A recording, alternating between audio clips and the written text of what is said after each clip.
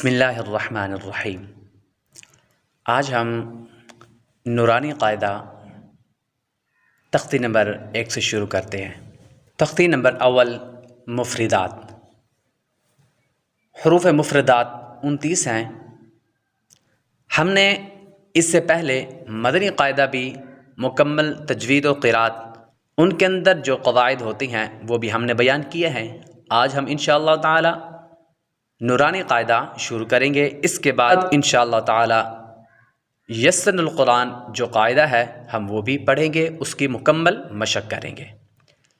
یہ تینوں قاعدے ہم نے الگ الگ طور پر ان کے مشق کرنا اس لیے ضروری سمجھا کہ بعض اوقات کچھ بچے ایسے ہوتے ہیں، کچھ قراء حضرات اور کچھ لوگ ایسے ہوتے ہیں جو مدنی قاعدہ پڑھتے اور پڑھاتے ہیں، اور کچھ لوگ اور قراء حضرات کچھ ایسے ہیں جو نورانی قاعدہ پڑھتے اور پڑھاتے ہیں، اور کچھ لوگ یسن القرآن پڑھتے اور پڑھاتے ہیں۔ جس طرح کہ اگر آپ تقریباً آج سے 20-25 سال پہلے چلے جائیں تو تب یسن القرآن قاعدہ پڑھایا جاتا تھا، اس کے بعد نورانی قاعدہ آیا، اس کے بعد اب مدنی قاعدہ پڑھایا جاتا ہے۔ تو تینوں کی انشاءاللہ تعالی ہم مشق کریں گے مکمل قاعدہ۔ مدنی قاعدہ پہلے سے ہمارے چینل پر موجود ہے۔ بسم اللہ الرحمن الرحیم۔ الف با تا ثا جیم حا خا دال ذال را زا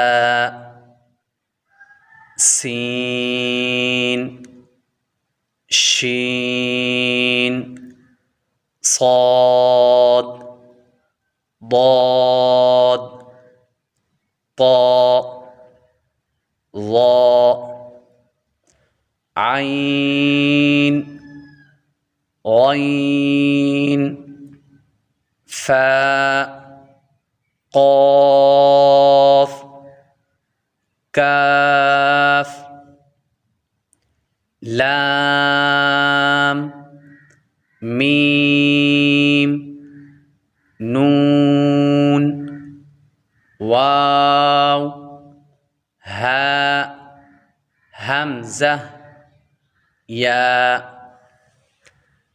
یہ حروف مفردات 29 ہیں۔ اس کے اندر دو چیزیں اور بھی بیان کی جاتی ہیں۔